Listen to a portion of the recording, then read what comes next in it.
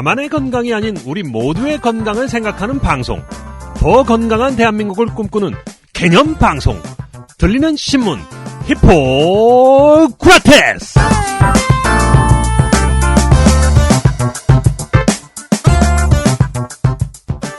안녕하세요. 정리사신문 박쌤 박재영입니다. 안녕하세요. 세승 변호사 김선욱입니다. 네, 며칠 비오더니 날씨가 갑자기 확 추워진 것 같습니다. 얼마 전만 해도 춥다보다는 쌀쌀하다에 가까웠는데요. 지금은 어느덧 겨울인가 싶습니다. 네, 이제 목도리가 생각나는 계절입니다. 전 예. 이미 하고 다니는데요. 예. 겨울은 또 추워야죠. 근데 올해는 또 엘니뇨 때문에 네. 눈이 좀 많이 올 것 같은데 보니까. 예. 많이 올 것 같다 그래요? 엘니뇨가 있으면 보통 눈이 많이 오지 않나요? 잘 몰라요. 무식해가지고. 네, 가장 큰 엘니뇨. 그 눈 안 와가지고 저 날씨 따뜻해서 스키장들이 걱정이다. 뭐 개장 그래요? 날짜를 미룬다 이런 뉴스 전 봤는데. 기상학자는 아니니까. 네. 알겠습니다. 자, 날씨는 추워도 의료계에는 훈훈한 소식만 있었으면 좋겠습니다만 그게 말처럼 쉽지만은 않겠죠? 라고 식상한 표현이 대본에 적혀 있네요. 네. 자, 어쨌든 그랬으면 좋겠지만 이번 주에도 꼭 훈훈하지만은 않은 소식들이 준비되어 있습니다. 최근에 눈에 띄는 소식 중에 하나는 정부가 종이 차트 시대가 끝났다. 이런 얘기를 공식적으로 발표를 했더라고요. 그런 등등의 소식들 전해드리는 희고라 131회 지금 시작합니다. 의료 민영화, 원격 진료, 고괄수가제 3대 비급여. 대한민국 보건의료에 관한 모든 궁금증이 단박에 풀린다. 복잡하기 짝이 없는 한국의 의료 현실을 이렇게 선명하고 친절하게 그려낸 책은 없었다. 개념 의료. 왜 병원에만 가면 화가 날까? 교양 시민을 위한 개념 있는 의료 이야기. 더 건강한 대한민국을 위해 우리 모두가 알아야 할 불편한 진실. 정치 사회 분야 베스트셀러 개념 의료. 온라인 오프라인 서점에서 절찬 판매 중.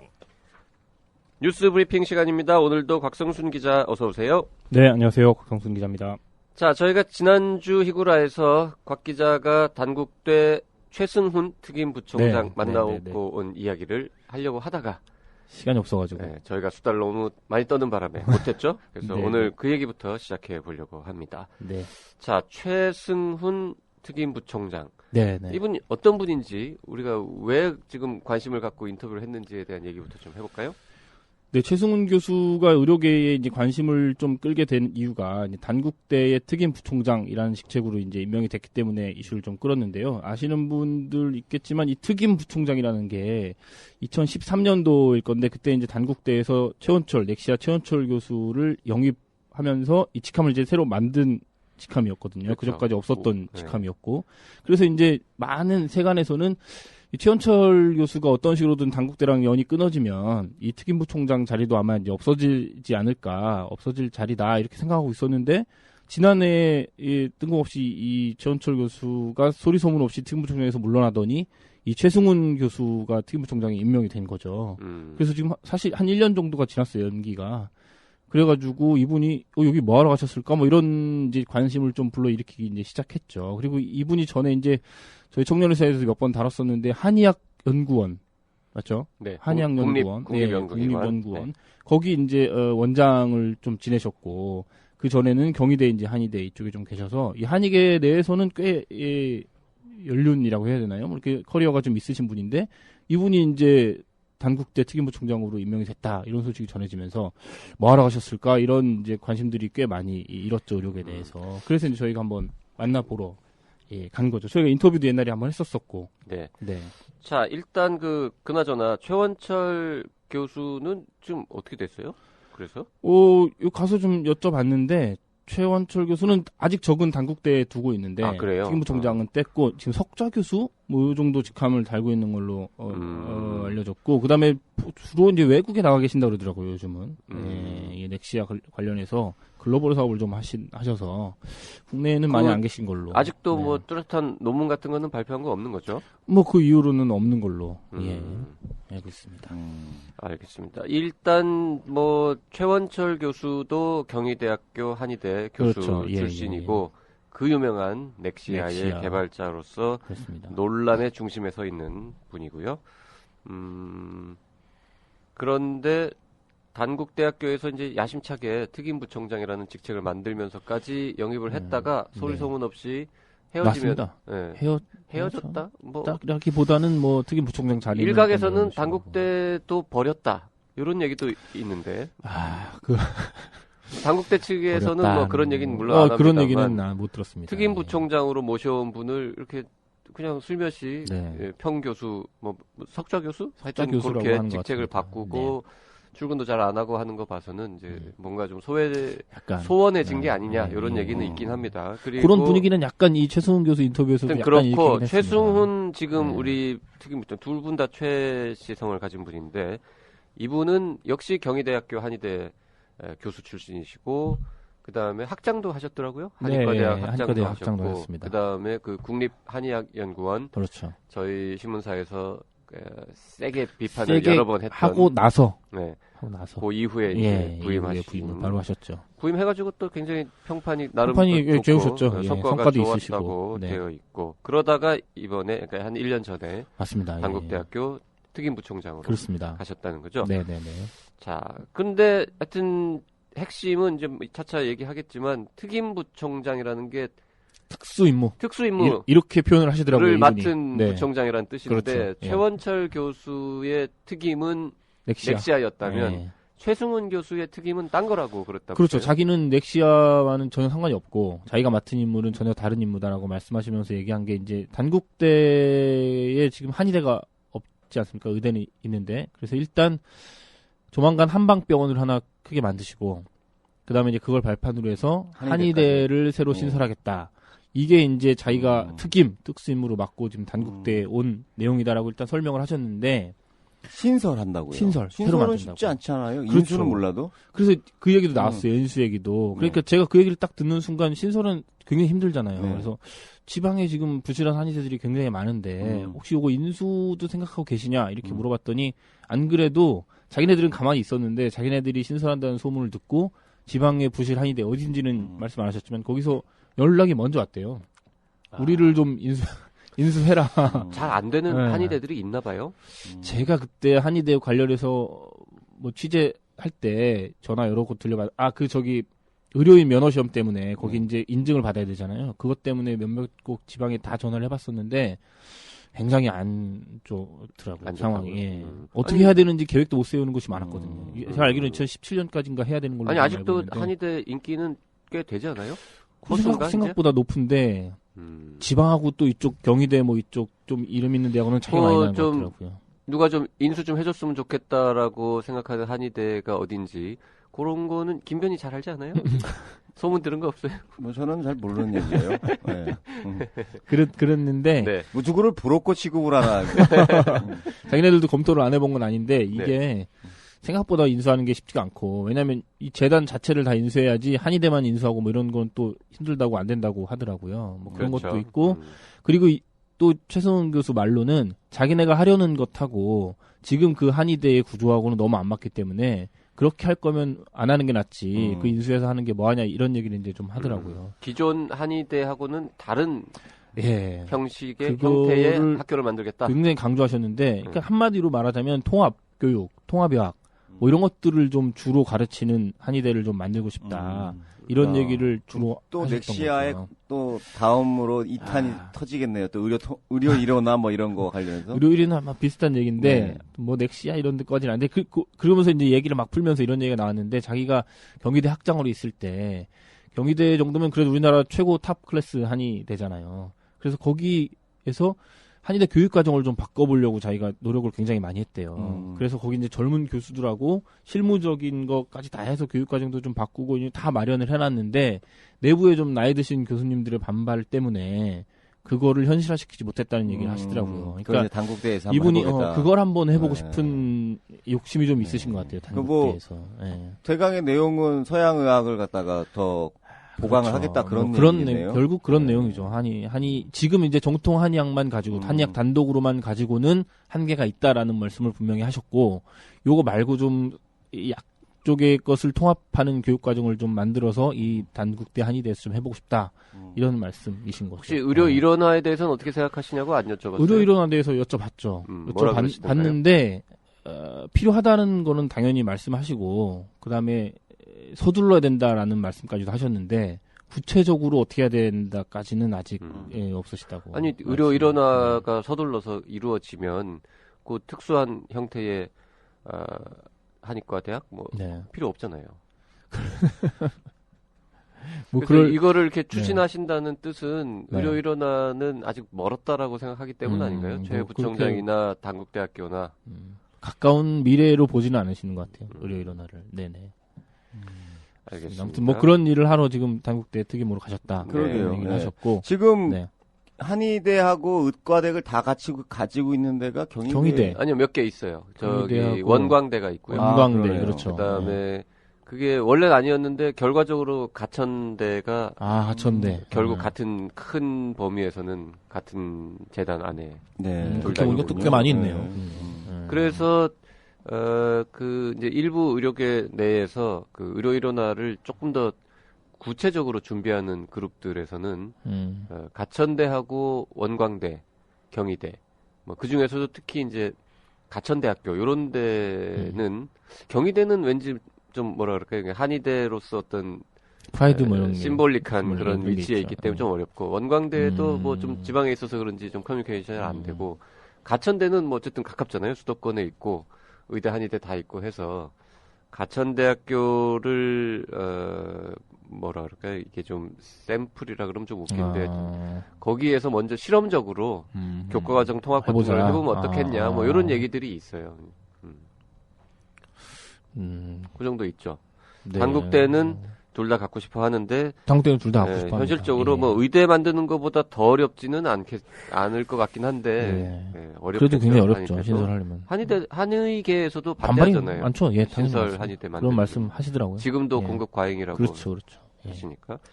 자, 그렇고 이제 사실 뭐 곽 기자가 진짜 궁금해서 네, 이런 거 물어보러 간 건 아니고. 진짜 찾아간 이유는 이제 넥시아 도대체 그러니까. 어떻게 되는 겁니까? 어떻게 생각하세요? 이런 질문 하러 갔을 텐데. 물어봤는데 네, 뭘 하시던가요? 일단 딱 처음 나오는 얘기가 지금 최원철 교수가 여기저기 이제 고소 고발 이런 것들을 많이 진행하고 계시잖아요. 네. 근데 이거는 사실 대학 측하고는 전혀 상관이 없다. 이 말을 일단 전제로 깔고 한 발 빼고 시작을 하시면서 네. 이 글로벌 센터지 넥시아 글로벌 센터도 대학 소속이 아니다. 대학 소속이 아니고 그 단국대 병원 있잖아요, 지금. 네. 그쪽 소속이라고 그러더라고요. 넥시아 글로벌 글로벌 센터. 센터라는 게 네. 학교 부속이 아니라 네. 병원 부속의 네, 그렇게 돼 있고 기구다. 병원은 어디 부속이에요? 병원은 그게 그거지. 병원은 손자보고 내 혈통이 아니다라고 얘기한 거랑 똑같은 거 아니야? 아들만 내 혈통이고. 아니 손자 보고 우리 아들은 아니다라고 한 거니까 맞는 거지. 내 아들은 아니죠. 네. 손자 아들은 아니고 손자다라고 얘기하신 거지. 거기다가 이제 그 글로벌 센터 내에 이제 한의사분들 계시고 이제 뭐 교수도 있고 이러신데 이분들은 또 대학원에 있는 생명융합학과라는 곳이 있대요. 네. 거기 소속이라고 말씀을 하시더라고요. 여기도 이제 아들은 아니고 손자라는 거지. 네, 대학원 소속이기 그렇습니다. 때문에. 예. 네. 그리고 이제 현재 글로벌 센터에 대학 측이 뭐 이렇게 금전적이나 돈이나 이런 걸로 지원하는 것은 이제 전혀 없다. 그리고 거기는 자체적으로 환자 진료해서 운영하고 있을 뿐이다. 이렇게 일단 얘기를 좀 하시고, 네. 그다음에 검증 요구 요즘 굉장히 거센데 어떻게 생각하시냐 이렇게 좀 물어봤죠. 그랬더니 자기네들도 다 알고 있는데 넥시아를 사기로 보는 의료계의 시각이 있는 것도 알고 있고 다 여러 가지 시각이 있는 걸로 알고 있는데. 서로 잘 몰라서 그런 거라고 자기는 생각한다. 넥시아에 대해서 의료계에서 좀 더 잘 알아보려는 노력을 좀 했으면 좋겠다.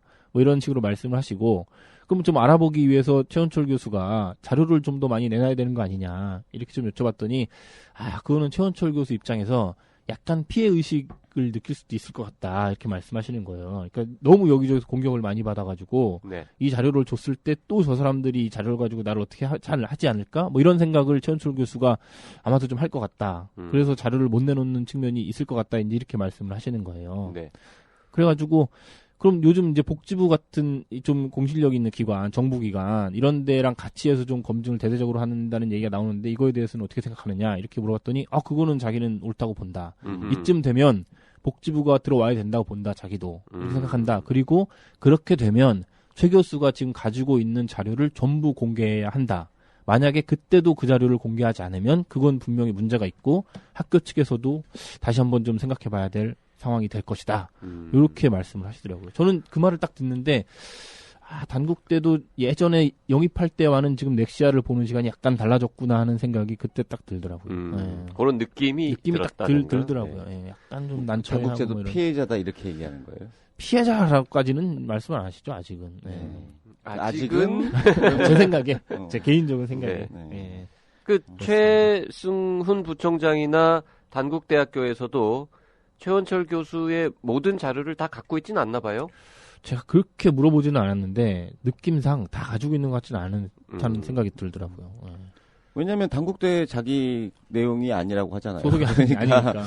당연히. 그러니까 뭔가 이게 그 판도라의 상자를 갖고 들어갔는데 그걸 아직 다 까 보이지는 않은 것 같지 않나요?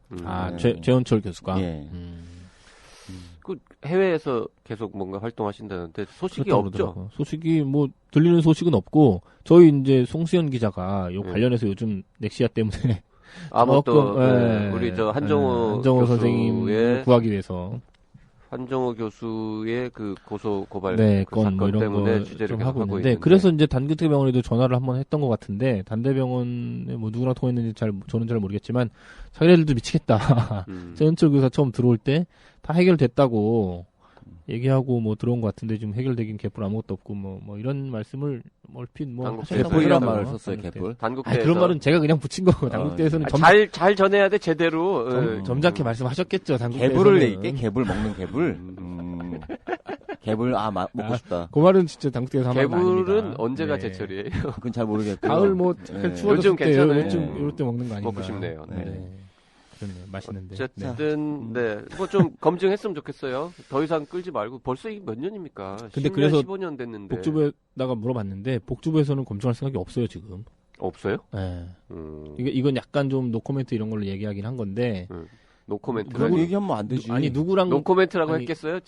뭐지 한 거죠. 우리 네. 저 뭐라 비보도 말이 왜 생각이 안 나지? 엠바고 말고 엠바고 아니고 오프 더 레코드. 오프 더 레코드 그렇죠. 누구랑 통화했는지는 제가 밝힐 수는 없는데 그분이 굉장히 이제 난처해하면서 자꾸 전화를 곽 기자가 하길래 안 받으려고 그러다 예정이 있어서 받았다. 근데 이 얘기 할 줄 알고 안 받았는데 근데 자기네들은 좀 그렇다. 지금 이게 아니 복지부가 여가 무슨 순간 그러니까요. 그런 말씀 하시더라고요. 복지부가 검증을 할 수 있어요? 아니, 이런 말씀까지 하셨어요. 뭐라고 그랬냐면 환자단체 연합에서 1년 전에 검증하겠다고 하지 않았냐. 근데 검증 못했어. 지금 복지부에 떠넘기는 거 아니냐. 이런 말씀까지 하시고 여기서 지금 복지부가 검증에 들어가면 누구 편을 든다는 얘기 나오고 안 들어가면 또 누구 편을 들어간다 얘기 나오고 우리들도 지금 참 난감한데 이거 사실 우리가 해야 되는 건지 잘 모르겠다. 이제 이런 취지로 말씀을 하셨거든요.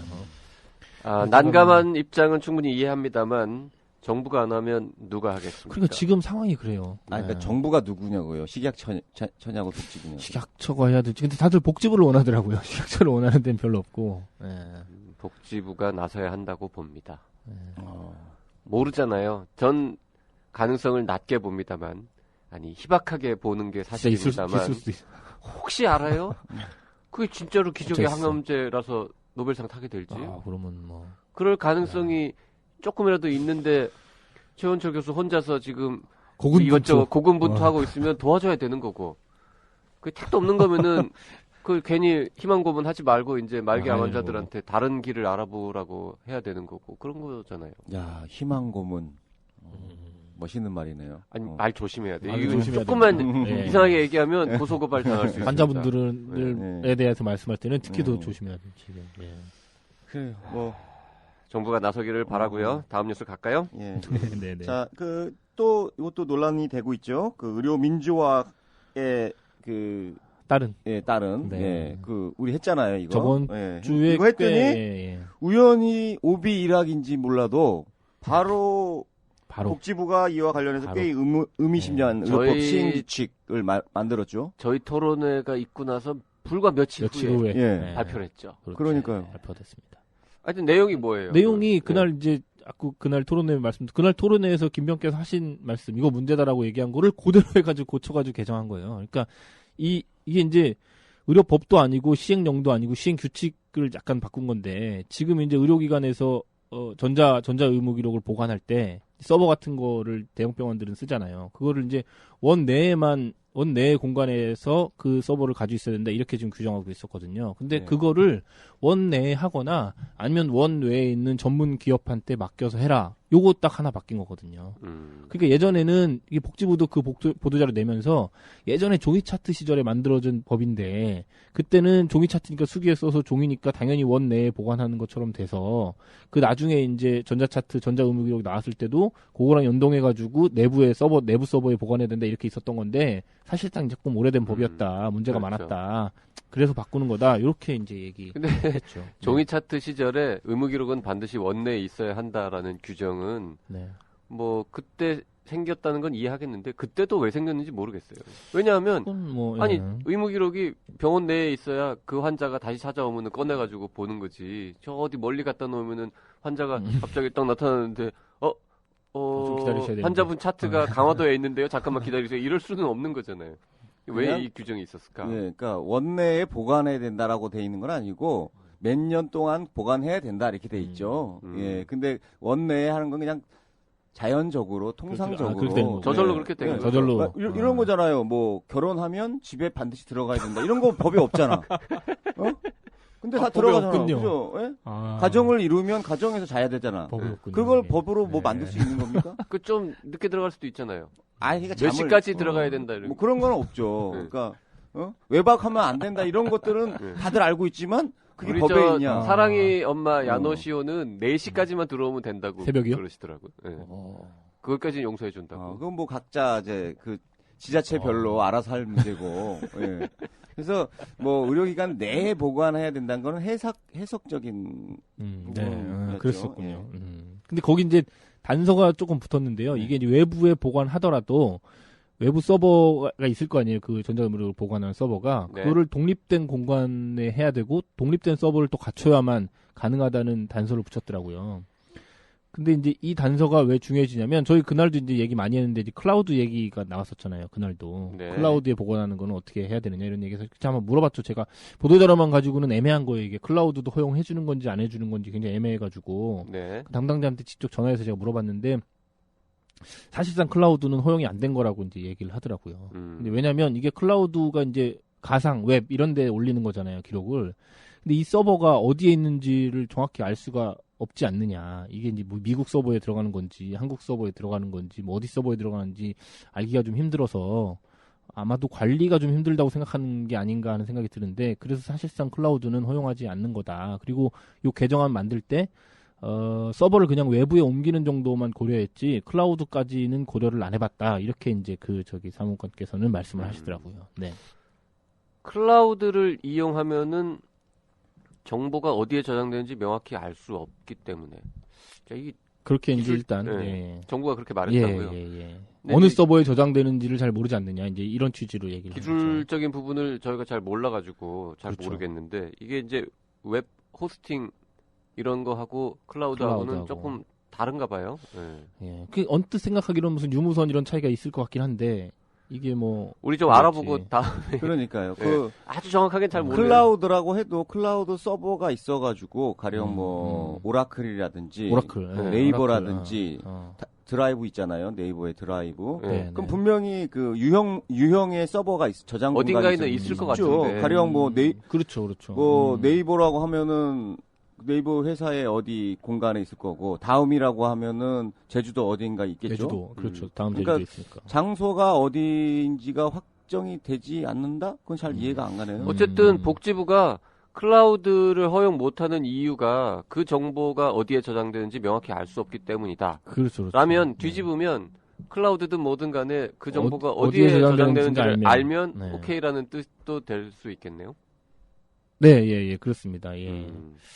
그렇군요. 그래서 뭐 그런데 이게 발표가 딱 되면 언뜻 생각으로 의료계에서도 굉장히 반길 것 같잖아요. 이거 뭐 이제 의료계에서도 계속 주장했었던 거고 풀어달라는 내용이 이야기가 있었는데 있었죠. 근데 또 좀 알아보니까 의협에서는 또 이 반대요? 개정안에 대해서 이제 단체 이게 입법 예고하기 전에 각 단체에 한번 돌려가지고 이렇게 의견 수렴하고 이런 또 과정이 있잖아요. 네. 그때 또 의협은 이거에 대해서 다 하지 말아라 이렇게 아예 그냥 반대를 했다고 그러더라고요. 근데 제가 뭐 의협 출입 기자가 아니라 정확히는 못 듣고 이제 거기 아름아름 들어보니까 이거를 또 원격 의료랑 연결을 시켜가지고 생각하는 분들이 또 계신가 봐요. 근데 제가 생각하기로는 이거는 원격 의료하고는 전혀 상관이 없는 내용이거든요. 그냥 전자의료 의무기록 외부에 그냥 보관하고 이런 거니까. 지금 이 꼭 내부에 보관하는 거를 풀어달라고 했던 게 어디냐면 이런 거예요. 이제 병원에 큰 대학병원이 한 뭐 5개가 있는데 전국에 이게 서로 연결이 그렇죠. 잘 안 되는 경우들이 그런 있어가지고. 경우들이 있었죠. 맞아요. 네. 그런 경우 좀 하나로 통합하려면 어디 그 한가운데 이렇게 떡하니 있어야지 되지 않냐. 뭐 이런 얘기. 정부가 이번에 개정할 때 그런 것도 고려했다고. 뭐 그렇잖아요. 추가 가령 아산병원만 해도 서울 맞습니다. 아산만 해도 거긴 침수 지역이란 말이에요. 홍수가 자주 났단 말이지.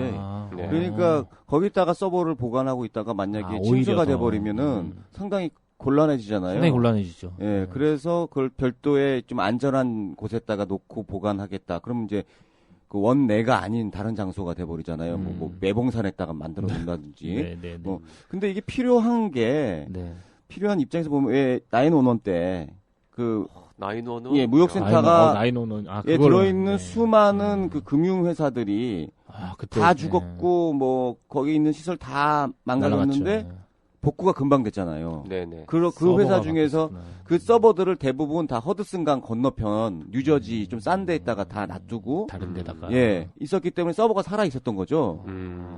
그러니까 우리나라가 뭐 지진이나 아니면 또 뭐 있잖아요. 해일은 그렇지만 뭐 가령 뭐 북에서 뭐 실수로 뭐 이렇게 뭐 북침은 무슨 뭐 남침? 예. 폭탄이 떨어진다든지 병원에 딱 그러지는 않겠지만은 그랬을 때 어떤 그 기반 시설 자체가 망가질 수가 있기 때문에 혹시 모를 상황을 예, 이런 대비해서. 중요한 자료 같은 것들은 외부에 보관해야 될 안전상의 이유가 있을 수도 있습니다. 그럴 수도 있죠. 네. 그렇군요. 911 말씀하시니까 생각나는데 우리 예전에 그 삼풍백화점 무너졌을 때도요. 그렇죠. 그 가령 이제 시중 은행에서 발급한 카드회사에서 발급한 신용카드들은 기록이 남아서 그 물건값 다 냈는데 삼풍백화점 자체 카드로 물건 산 기록은 그 서버가 거기 그 안에 그 건물에 있었기 때문에 없어져서 결국 그 서버가 무거워가지고 무너진 거 아니에요? 삼풍 카드로 물건 샀던 사람들은 결국 그 돈을 안 내고 넘어갔다 뭐 이런 얘기도 있더라고요. 그리고 우리가 실제로 뭐 집 안에 뭐 저는 별로 없지만 귀금속이 있으면 집에다 보관 안 하고 은행 대여금고에다 넣어놓잖아요. 저희 장모님은 집에 보관하시는데 어디 있다가 보관하는? 어딘가에 이거는 일종의 위험 분산의 의미도 있다고 보는 거죠. 자, 어쨌든 이와 관련해서 보건복지부의 모 사무관께서 이 종이 시대의 공헌을 고하는 것으로 볼 수 있다라는 단언하셨죠, 말씀을 단언. 하셨고,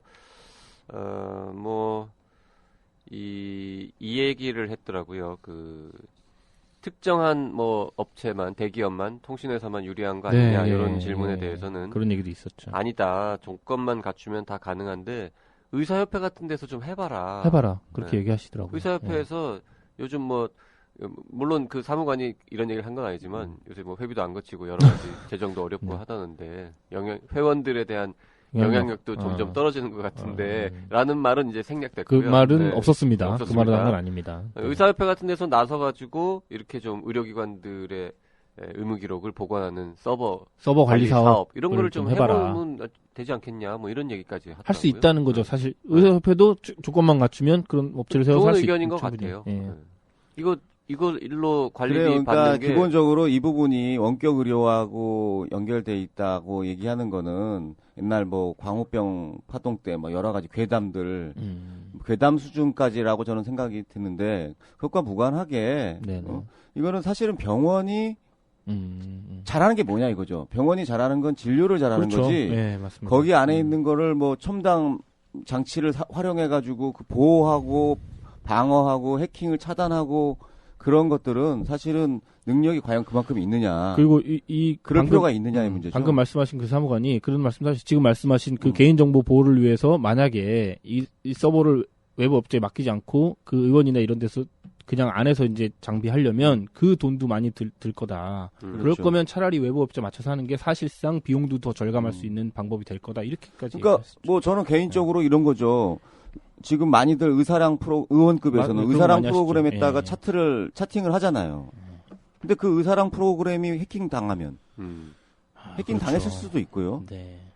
뭐 그리고 의사랑은 아니지만 딴 프로그램은 그 자료가 또 어디 팔려가지고 지금 그 얘기 이제 그러니까 나온 IMS인가 건데. 뭐 네. 거기도 약학정보원 사태도 이미 네, 그렇게 돼서 자동적으로 뭔가 그러니까 의사랑 프로그램이라고 제가 직접적으로 얘기해서 죄송한데 가장 많이 사용하고 많이 있기 때문에 사용하시니까. 네. 아마 그러지는 않을 것 같아요. 하지만 그 프로그램에 누군가가 나쁜 마음으로 그 나쁜 마음으로 어떤 그 차트를 전부 이렇게 백업을 받아놓는 프로그램을 이렇게 스파이웨어를 침투시켜놨다. 우리 해킹 기술은 충분히 가능할 것 같거든요. 그게 과연 안전할까 그러면 그렇죠. 그 부분도 한번 생각을 해봐야 됩니다. 그 보안이 상대적으로 취약한 거죠. 그 지난주에도 얘기했지만 전자서명도 없고 없죠? 없죠, 네. 없죠. 그 뭐 단순한 그냥 저 기록. 워드 프로세서 워드 프로세서. 비슷한 거다라는 그러니까요. 얘기까지 했으니까. 물론 다 방화벽이라든지 뭐 이런 걸 활용해가지고 아유, 그 막고 있으시겠죠. 있으시겠지만은 네. 상대적으로 예, 약하다는 거죠. 예, 네. 그래서 이런 거는 가령 진짜 의협에서 그 나서서 의협에 그 어떤 서버를 만들어 가지고 그렇죠. 예, 예. 그걸 관리를 하거나 뭐 그렇게 되면 회원분들도 더 믿을 수도 있을 그렇죠. 거고. 예. 뭐 그러니까 그렇죠. 뭐 예. 정부에서 어떤 특정 IT 업체나 그렇죠, 뭐 그런 그렇죠. 데랑 하는 걸탁해서 거보다는. 이렇게 한다고 말하는 것도 좀 그것도 너무 좀 나가신 하고. 것 같고 네. 그렇습니다. 자, 그거랑 이제 약간 관련 있는 뉴스, 다음 뉴스인데요. 네, 네, 환자 네, 정보 유출 통로로 활용되어서 문제가 됐던 약학정보원의 그렇습니다. PM2000 네. 결국 퇴출되는 쪽으로 가닥이 잡히죠? 그런 것 같습니다. 지난 16일에 심평원이 청구 소프트웨어 검사 심의위원회라는 걸 열었는데요. 여기서 PM2000 인증 취소가 사실상 결정이 났답니다. 사실상 아직 그 심평 원장 제가라고 해야 되나요? 이 절차가 남았는데 거의 뭐 됐다고 지금 보는 분위기라고요. 뭐 지금 이 상황에서 저기 심평 원장이 최종 결재를 안 할 안 하면. 가능성도 없잖아요? 그렇죠. 하면 이상한 거지. 안 하면은 그게 왜 안 했냐고 이제 그러니까요. 들어가겠죠. 추궁에 들어가겠죠. 예, 근데- 굉장히. 예. 근데 어디서는 이 약학정보원 측인가 약사회 측인가에서는 아직 최종 취소된 거 아닌데 왜 기사를 그런 식으로 그게 이제 그거죠. 쓰냐라고 예, 그게 이제 심평원장 시비를 제가가 걸기도 했던데. 아직 안 났다 이 얘기를 하시는 거죠. 이런 경우에 이렇게 아직도 이게 취소 안 되고 어떻게 좀 해보려고 애쓰는 거 아직 최종 결정 아니다라고 하는 이게- 거를 두고 네. 우리 속담에 이게 죽은 자식 부살만지기 뭐 이런 얘기가 있죠. 성적인 얘기는 아니죠. 요거는 뭐 이 속담, 정도 얘기는 속담으로. 할 수 있어야지. 네.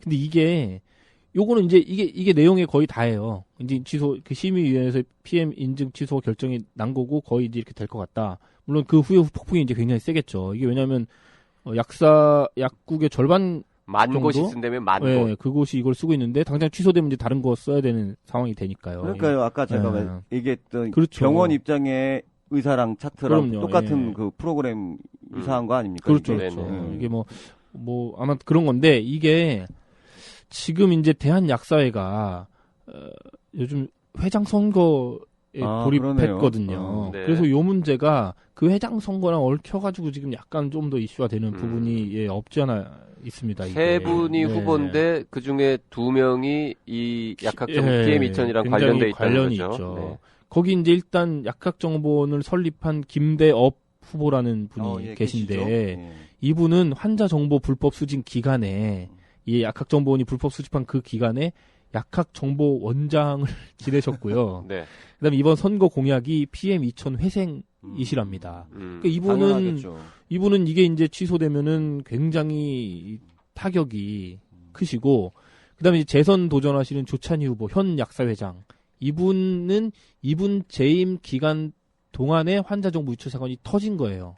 터져서 그 후에도 이제 인정 취소보다는 이 PM2000을 좀 개편해 보겠다 이런 말씀을 꾸준히 하셨거든요. 이 두 분 입장에서는 지금 이게 인정 취소가 전격적으로 돼버리면 회장 선거 요 기간에 상당히 먹구름이 낄 수도 있는 나머지 한 상황입니다. 분의 후보가 유리해지는 건가요? 그러면 뭐 꼭 그렇진 않을 수도 그렇지도 있죠. 않을 수는 있죠. 예. PM2000의 인증 취소 이거에 대해서 반대하는 또 그렇죠. 약사 회원들도 예. 많으실 굉장히 거니까. 많으시니까. 네. 하여튼 뭐 그런 상황인데 그리고 뭐, 예. 네, 한편 PM2000 말고 이 병원 청구 프로그램 피닉스라는 피닉스 거 요것도 이제 그 지누스라는 회사가 그렇죠, 만든 그렇죠, 요것도 그렇죠. 같이 취소가 된 거죠? 같이 취소됩니다. 요것도 아마 지누스의 이 피닉스라는 프로그램은 뭐 만 곳 이렇게 쓰지는 않겠지만 이것도 꽤 그렇죠. 쓰는 걸로 알고 있죠. 그렇죠, 그렇죠. 그런 걸로 알고 있습니다. 이 아무튼, 지누스라는 회사는 뭐 여기서 말하기는 좀 그렇습니다만 굉장히 큰 제약회사하고 밀접한 관계가 있는 것으로 그렇죠. 예. 계속 이 의심을 받고 있는 곳인데 제가 말씀을 못 드리지만 네. 또 소송 당할까봐 국내 업체인가요? 국내 외국 업체죠. 업체인가요? 네. 그거 정도는 아는 분은 다 아는. 국내 방송 업체. 끄고 잠깐만 얘기해주면 안 돼요? 네.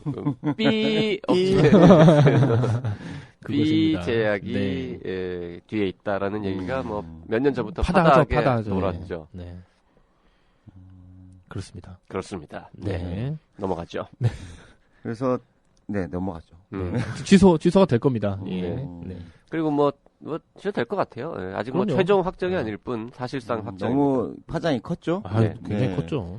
그러니까 저는 이런 게 그 약 쪽에서는 발생을 했고 의 쪽에서는 또 언제 발생할까 사실 제일 궁금합니다. 사실 걱정되죠. 예, 네. 지금 그 국내 몇몇 성형외과들이라든지 큰 병원들 있잖아요. 여기 해킹을 해서 저번에 한번 우연히 얘기 나왔었어요.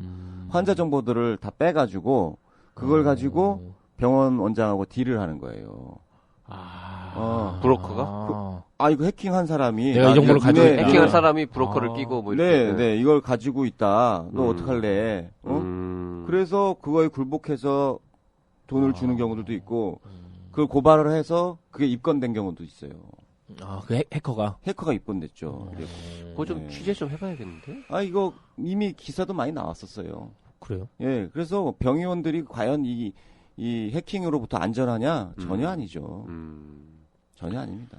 그러니까 외부 업체에 전문 업체에 맡기시는 게 외부 업체가 원격 의료한다는 거잖아요. 그러면 그 외부 업체 약학정보원 같은 데다가 맡겼는데도 그러네요, 이런 일이 또. 터지니까 세상에 믿을 뭐 아무도 그러고 보니까 없다고 약학정보원도 약사회랑 연관돼 있고 뭐 이런 건데 그러니까요. 의협도 이런 거 만들어서 한다고 또 그 참 아까 의협에서 좀 만들어 보라고 복지부에서 그랬다는데 그러네요. 약학정보원 사례를 보면은 그러니까 그거는 이게 참 문제가 뭐냐면 이 약학정보원이나 뭐 이런 데는 이제 손해배상 소송을 할 수가 있잖아요.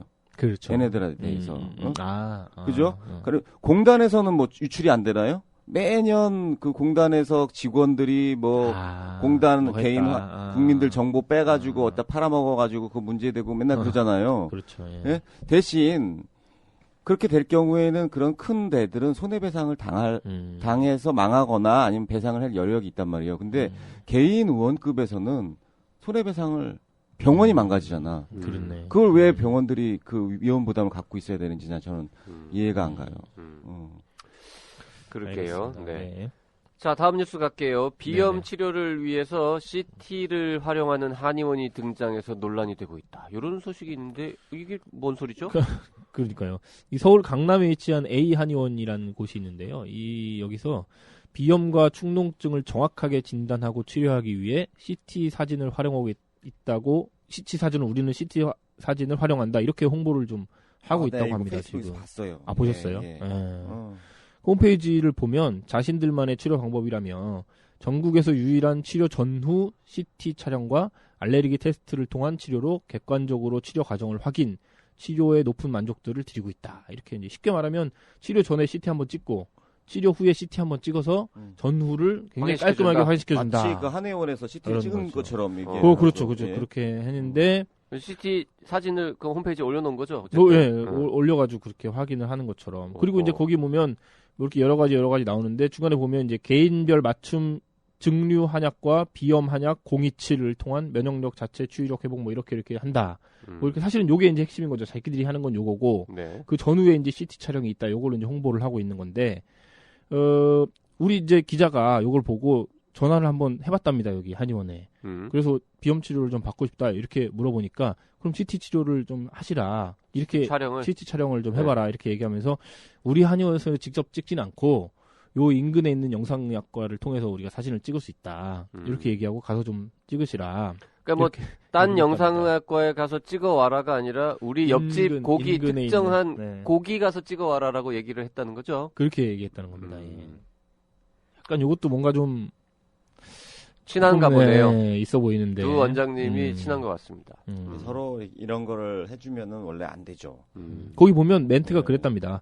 인근에 있는 B 영상의학에 가서 A 한의원에 가서 치료받을 거라고 말하면 알아서 CT를 촬영해준다. 아하. 그럼 그 촬영본을 갖고 오면 된다. 이제 이렇게 얘기를 그 과정에서 뭔가 소개비가 왔다 갔다 하면 이것도 문제됩니다. 이건 그렇답니다. 법적으로 분명히 환자 불법일 것 유인이죠, 같은데. 환자 유인? 그러니까 그 환자 단순히 유인? 그 뭐 리퍼라고 하죠. 이렇게 보내주는 보내주는 것만 갖고는 처벌할 수는 없는데 네.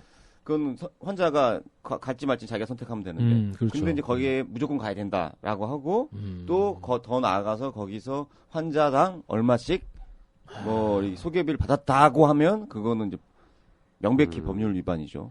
면허 정지 가나요? 그렇죠. 2개월 환자 2개월. 유인입니다. 예. 2개월 예. 셉니다. 네. 근데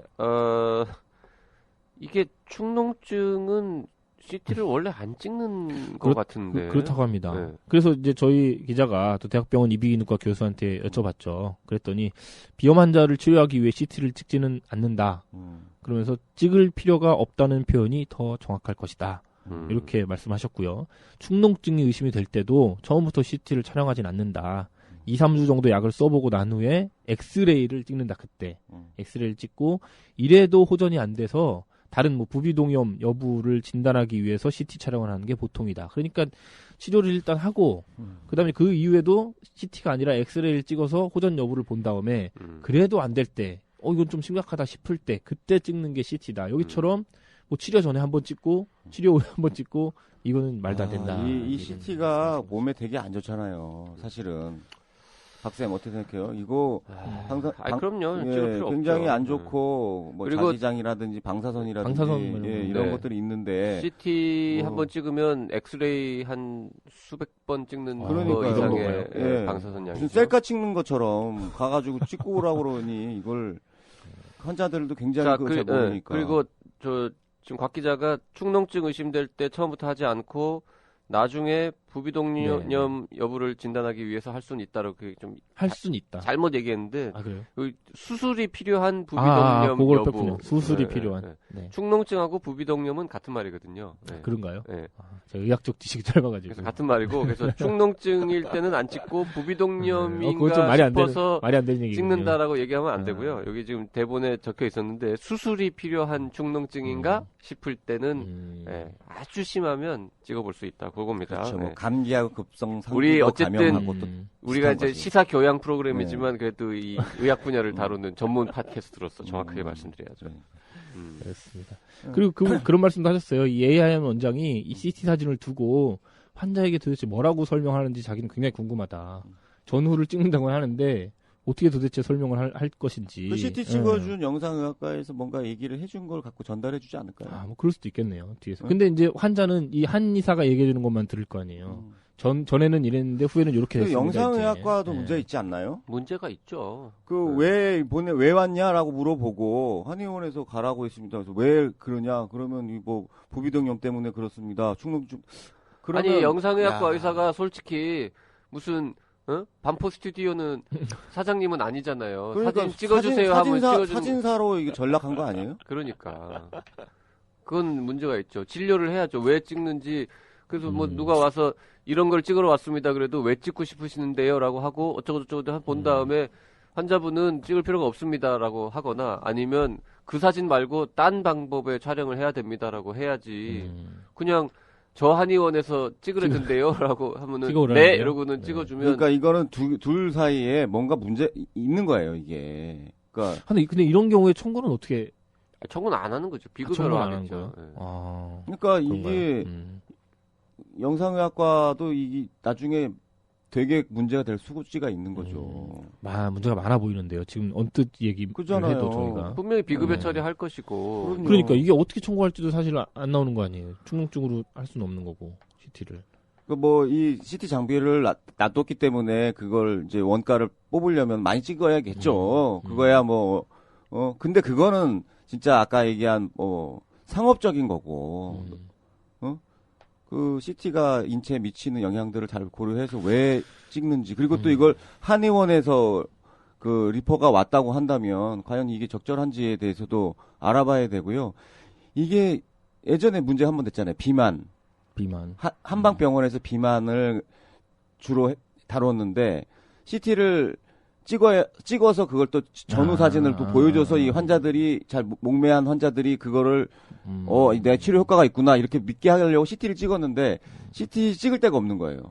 영상의학과가 그렇죠. 보내도 인조가 안 되고 찍어주고. 그러니까 거기서 의료법인인가 뭔가를 해서 방사선 CT를 찍을 수 있는 그 법률적으로는 가능한 그렇죠. 예. 그 장비를 구매를 해서 했구나. 예, 한 거예요. 그게 문제가 됐었죠. 그럼 영상의학과에서는 다 알고 있는 사실인데 지금 뭐 경기가 아무리 안 좋고 그렇다 하더라도 이건 좀 그렇네요. 문제가 있어 보입니다. 예. 똑같은 거네요, 그거랑. 똑같죠. 예. 네. 답답합니다. 네. 그러니까 그 환자의 안전은 뒷전이고 그 한의원하고 네. 이 영상의학과 둘 사이에 어떤 뭔가 영리적인 그게 더 앞섰던 게 아니냐 이렇게 보이는 거죠. 그렇습니다. 하여튼 네. 이게 참 의학 지식이 없는 환자들을 대상으로 이런 거를 하는 게 참 나쁜 게요. 보세요. 축농증은 우리 조금만 의학적인 예를 해봅시다. 축농증이라고 하는 건 부비동염.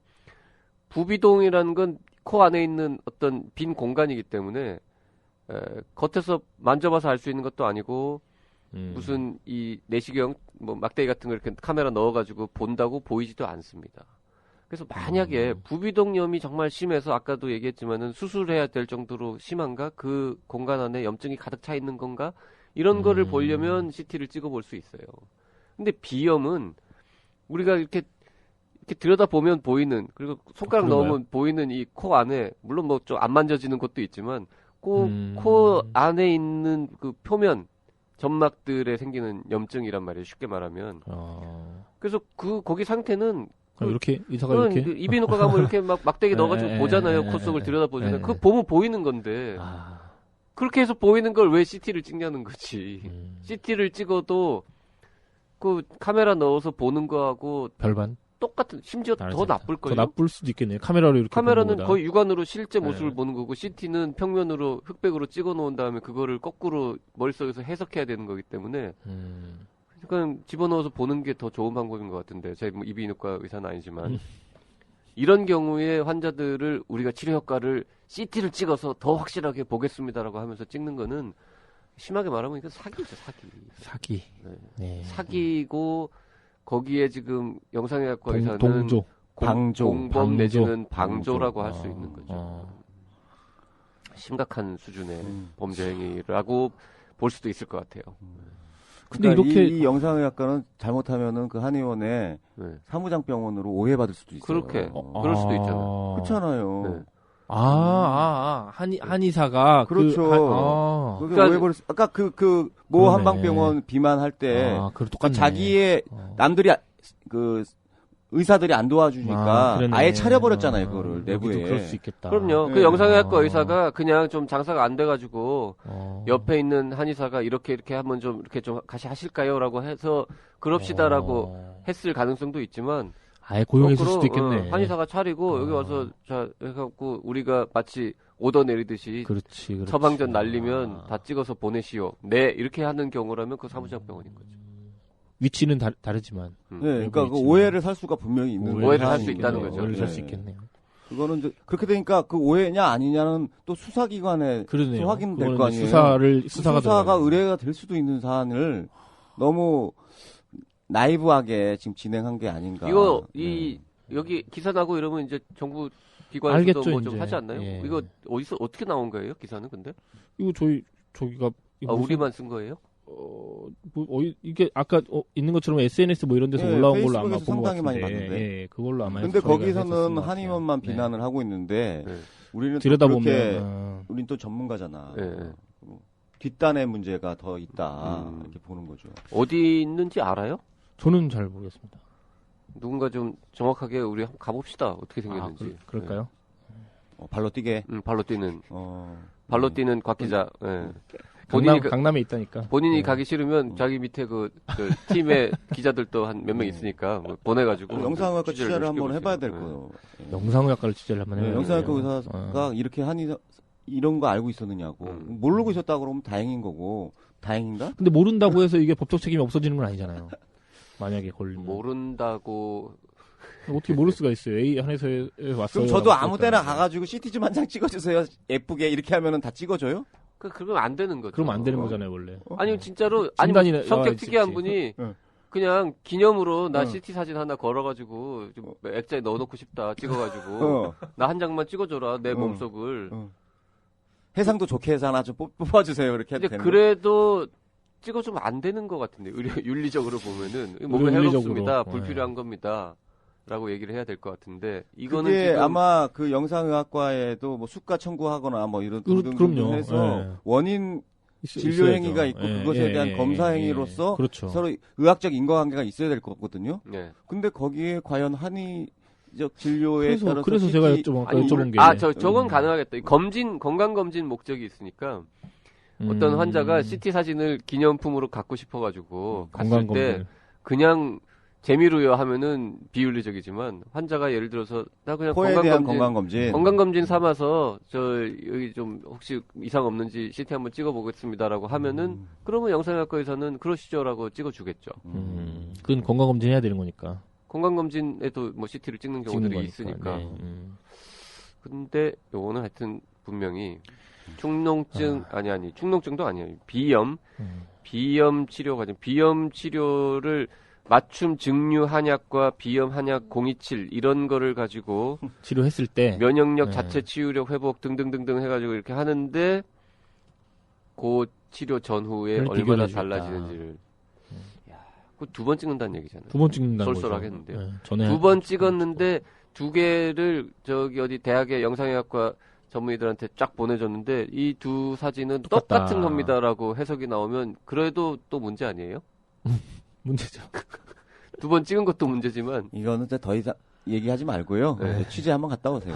일단 가봅시다. 네. 네. 네. 가본 다음에 다시 한번 연락을 드리도록 하겠습니다. 네. 자, 이게 참 다들 의료기관들이 경영이 어려우니까 참 이상한 짓들 네. 많이 하는 것 같은데 그신 것 같습니다.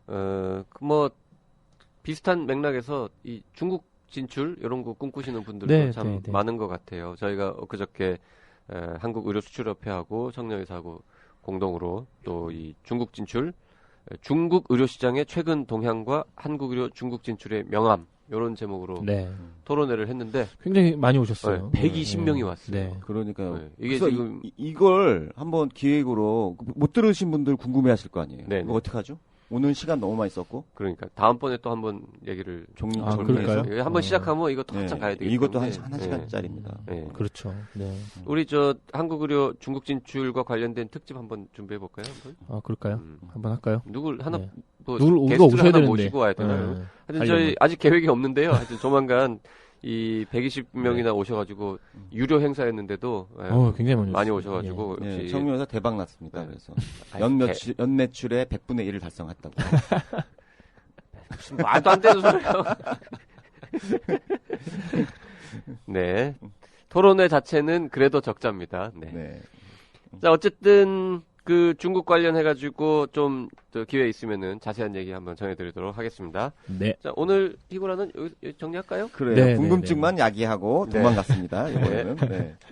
자, 오늘 히포크라테스 여기까지 하겠습니다. 청취 소감은 페이스북 청년회사 라디오 팟빵 아이튠즈 댓글이나 이메일 radio@doc.co.kr로 보내주시면 됩니다. 1666-1895로 문자 주셔도 됩니다. 예, 지금까지 PD 곽성순 작가 김은영이었습니다. 들리는 신문 히포크라테스 2015년 11월 20일 방송 마치겠습니다. 고맙습니다.